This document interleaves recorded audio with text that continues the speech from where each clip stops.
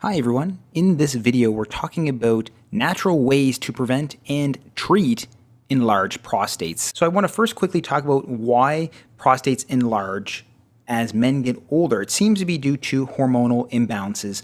It's believed to be due to imbalances in testosterone and the more powerful testosterone known as dihydrotestosterone or DHT.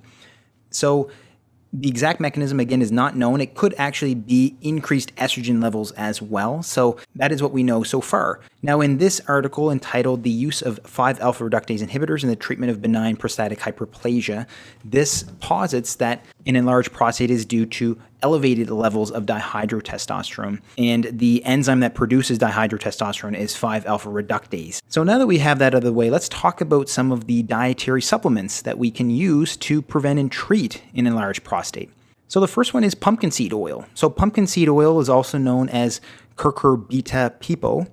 And findings from this article entitled Effects of Pumpkin Seed Oil and Saw Palmetto Oil in Korean Men with Symptomatic Benign Prostatic Hyperplasia. Benign prostatic hyperplasia is the scientific term we use for an enlarged prostate.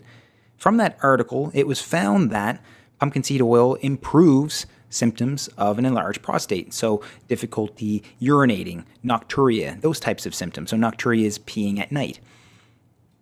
And pumpkin seed oil is known to inhibit 5-alpha reductase, which is the enzyme that converts testosterone to dihydrotestosterone.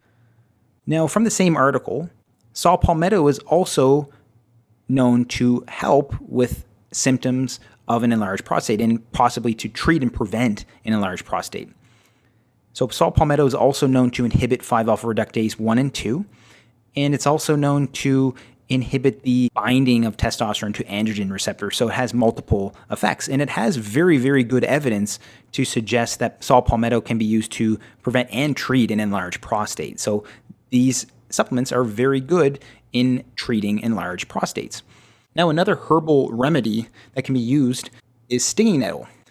The findings from this article entitled The Efficacy of Stinging Nettle, Urtica dioica, in Patients with Benign Prostatic Hyperplasia, a randomized double-blind study in 100 patients. It was found that stinging nettle improves benign prostatic hyperplasia, BPH, symptoms. And it also contains antioxidants and anti-inflammatory compounds. So it has some very good components. So again, this can also be used to improve and treat BPH.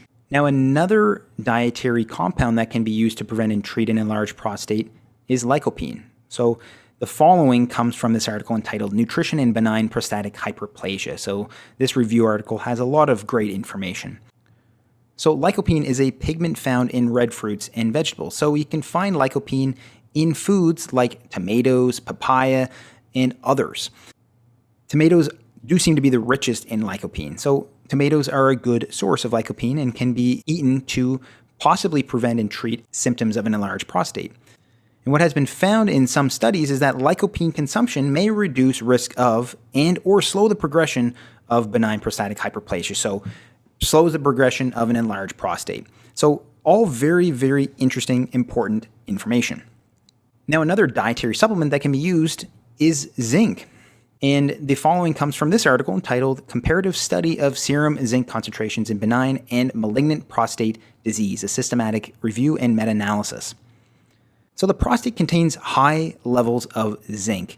Now, there's an association between having an enlarged prostate and decreased zinc levels in the prostate itself. So there is some association here. And it is also known that zinc inhibits 5-alpha reductase and also inhibits prolactin as well. Tea consumption has also been found to be beneficial with enlarged prostates as well, and again comes from that review article entitled Nutrition in Benign Prostatic Hyperplasia. So particularly green tea and hibiscus tea, these may reduce the risk of benign prostatic hyperplasia, a benign enlarged prostate, and may reduce the risk of prostate cancer itself.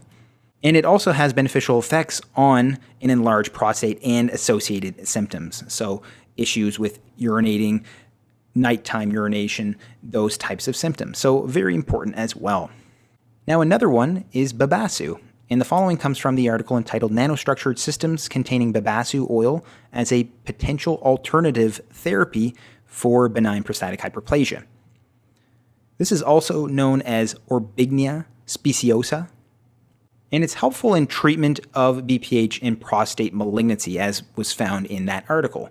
So again, this is also an interesting natural remedy or natural supplement that can be used as well. We can also see that sernilton can be used as well to prevent or treat an enlarged prostate. And from the article entitled Therapeutic Efficacy of Sernilton in Benign Prostatic Hyperplasia, Patients with Histological Prostatitis After Transurethral Resection of the Prostate. So sernilton is rye pollen extract, so it can be bought as its own supplement. So it improves BPH symptoms like nocturia, which is nighttime urination. And it also improves and treats prostatitis. So prostatitis is an inflammation of the prostate, and it's been shown to improve and treat prostatitis that has occurred after a TURP procedure. So TURP is transurethral resection of the prostate. So that is the surgery that is used for an enlarged prostate to begin with. So doing a TURP, doing that procedure, can lead to inflammation of the remaining prostate, and sernilton can be used to actually improve prostatitis symptoms. But what is also found is that sernilton may not actually improve or reduce the prostate size itself. Now, the next two come from the same review article we talked about before, and one of them is vitamin D. So vitamin D supplementation is actually associated with a reduced risk of an enlarged prostate, benign prostatic hyperplasia. And it seems that the mechanism is related to the fact that there are vitamin D binding receptors in prostate and bladder. So increasing vitamin D supply seems to actually reduce the risk of BPH. Now, another one is beta-cytosterol. And this is a plant phytosterol. It is very similar to cholesterol in its structure. And beta-cytosterol can actually be found in a variety of sources, including saw palmetto and stinging nettle, the ones we talked about before. And it can also be found in other dietary sources like peanuts and corn oils. And it's been found to actually lead to improved urine flow. So it improves lower urinary tract symptoms associated with an enlarged prostate. Some other natural remedies that can be used include Pygeum or Pygeum africanum, and the following comes from the review article entitled Pygeum africanum for Benign Prostatic Hyperplasia. So Pygeum is African plum, and more specifically, it's an extract of African plum, and it leads to improved BPH symptoms, including overnight or nighttime urination, nocturia.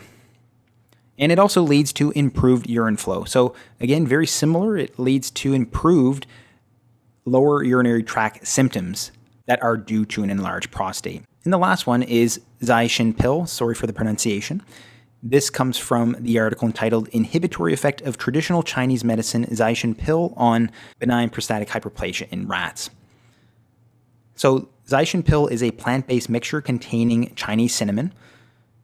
And really, there only has been some animal studies on this that have demonstrated reduced prostate size and lower dihydrotestosterone levels in rats. So there does seem to be possibly some improvement in prostate size with Zaishin pill, but more studies on humans need to be performed. So those are some of the natural dietary supplements that have been shown to have beneficial outcomes on an enlarged prostate, and even preventing the prostate from becoming enlarged in the first place. And also check out my lesson on beverages and foods to avoid in order to prevent an enlarged prostate. I hope you found this lesson helpful. If you did, please like and subscribe for more lessons like this one. And as always, thanks so much for watching, and I hope to see you next time.